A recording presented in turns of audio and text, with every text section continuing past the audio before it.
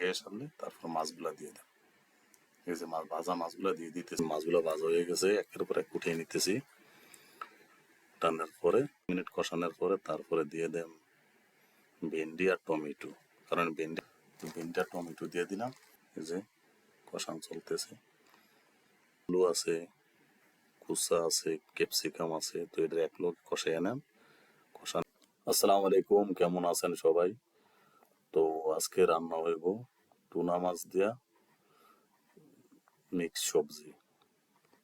তো এই যে দেখেন, এখানে টুনা মাছগুলার হলুদ আর লবণ মাখানো হইতেছে।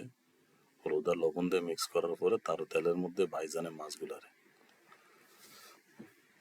ভালো করে ভাজার পরে তারপরে সবজি দিয়ে রান্না করা হইব আর কি। তো এখন মাছগুলো ভাজা হয়ে গেছে, একের পর এক উঠিয়ে নিতেছি। টানার পরে তারপরে সবজিগুলারে সুন্দর মতো ভালোভাবে কষাইয়া সবজি রান্না হইব আর কি। তো এই যে দেখেন মাছগুলো একের পর এক উঠানো হইতেছে।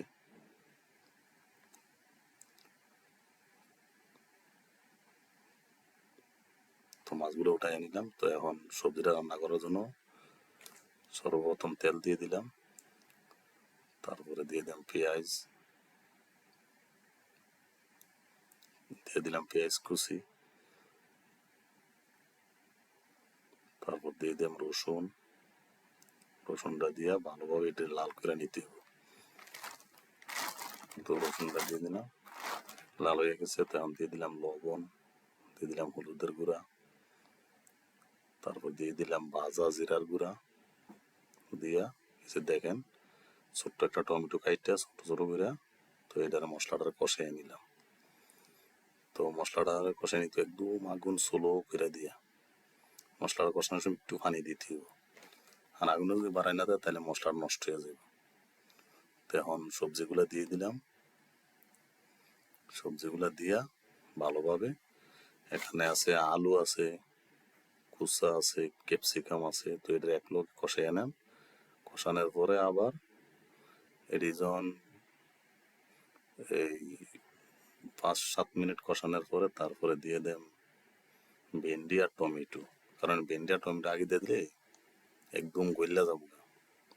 তো এই যে 5-7 মিনিট কষাইয়া ভেন্ডি আর টমেটো দিয়ে দিলাম, দিয়ে আবার 10 মিনিটের মতো সবগুলো সবজিটা কষাইয়া তারপরে দিয়ে দেন পানি।